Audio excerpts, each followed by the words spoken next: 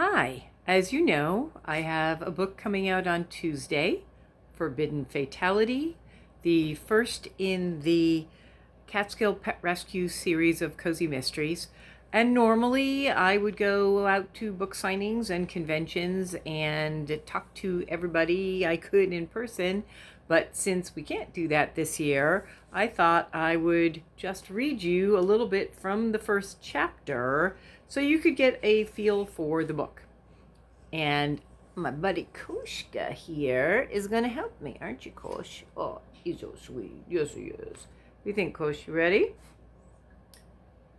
Carrie glanced down at the pet carrier sitting on the passenger seat next to her, then up at the sign on the simple but rustic building in front of them. "It doesn't seem so bad," she said. "I'm sure you'll like it here." The shelter was a short drive from her apartment, right on the outskirts of town. The occupant of the carrier had pouted the entire way there. Past the stately buildings on Main Street, the lake dotted with canoes and small rowboats, and the tiny park from which the boats were launched.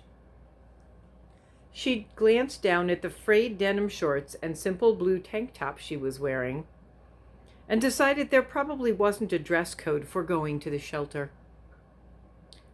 A good thing, since she tended toward the casual and comfortable,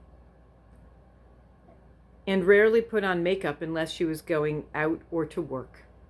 As usual, her long, dark, curly hair was simply pulled back into a scrunchie, more to get it out of her way than from any sense of fashion. Round green eyes stared back up at her out of a furry, black face that looked remarkably unconvinced. It let out a plaintive meow. "I'm sure you'll get adopted right away," Carrie said, well aware that having a conversation with a small stray cat was probably one of the first signs of insanity. She glanced around to be certain there were no witnesses, and then added in a pleading tone, "Look, I already have 2 cats and a dog. I can't keep you, but you're gorgeous. Someone is going to be thrilled to have you." The kitten, which looked to be about 3 months old, meowed again, this time more assertively. Carrie had seen it wandering around outside her apartment for the last week and had finally been able to catch it so she could take it to the shelter. She'd asked all around the neighborhood and no one knew who it belonged to. There was a 2-year college in the next town over, and the students there sometimes rented places in picturesque Lakeview. "Children, do you mind? Mommy's taping." Cats. With its beautiful lake and rolling hills and the changeable seasons of the Catskills in upstate New York. It was June, so most of the students had headed home after the semester ended. Maybe one of them had abandoned the kitten once it outgrew its tiny and cute stage, although really it was still pretty cute. Carrie sighed and forced herself to get out of the car, go around to the other side, and pick up the carrier. The kitten yawned at her, showing a bright pink tongue, then meowed again, loudly. "Not a chance," Carrie muttered as she walked across the rectangular asphalt parking lot. "I do not need another pet. Not right now. Life is too crazy already."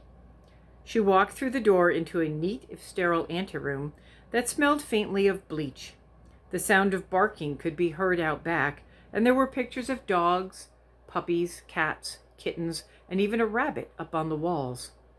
A stocky, middle-aged woman wearing a powder blue Lakeview Shelter t-shirt and a frazzled expression, and a name tag that said Loretta, stood behind the front desk.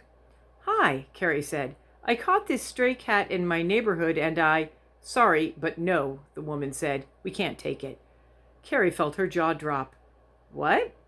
"It seems perfectly healthy. A little thin maybe, but I think it's been on its own for a while. It's not feral, though." She held up the cage so Loretta could see the kitten. "See? It's perfectly friendly." The kitten glared out through the front bars as if to prove Carrie wrong. "Doesn't matter if it can sing, dance, and fetch the morning paper," Loretta said in a beleaguered tone. "We're completely full. Heck, we passed full about 20 cats ago. It's kitten season, honey. There's no room here or at any of the shelters within driving distance that I know about." She shook her head, fiddling with one earring shaped like a paw print. We got people coming in with mama cats and half a dozen kittens, or dropping kittens off in boxes by the door when we're not open. We got kittens coming out our ears. She heaved a sigh, the frazzled look sliding into one of sheer exhaustion. Carrie opened her mouth to argue that one more couldn't possibly matter, but the woman beat her to it. We're mostly all volunteers here, other than a few part-timers and the director, who already works more hours than God made in a day. I'm sorry, honey, but you're just going to have to find someplace else to take that cat. The woman gave Carrie a sympathetic smile. Can't you keep it yourself, or maybe get one of your friends to take it? I already have 2 large orange cats and a medium-sized mutt dog in a tiny apartment, Carrie said, trying not to sound too desperate. I'll probably be moving soon, and things are chaotic enough without adding another animal. My friends already have as many cats as they can handle, too. Didn't there used to be another shelter around here? Loretta rolled her eyes. You mean that rescue place? It wasn't a shelter, honey. Leastwise, not an official one like this. Sweet young woman thought it would be a good idea to save all the animals there wasn't any room for anywhere else. Started up a place she called Serenity Sanctuary. Turned out not to be so serene, from what I heard. Poor thing tried for a while, but she ran out of money, energy, and volunteers.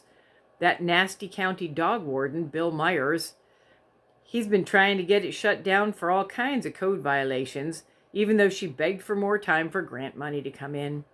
Some of the animals are staying with people she had doing fostering. Some got sent here into other shelters. Loretta shook her head. From somewhere out in the back, a dog howled plaintively.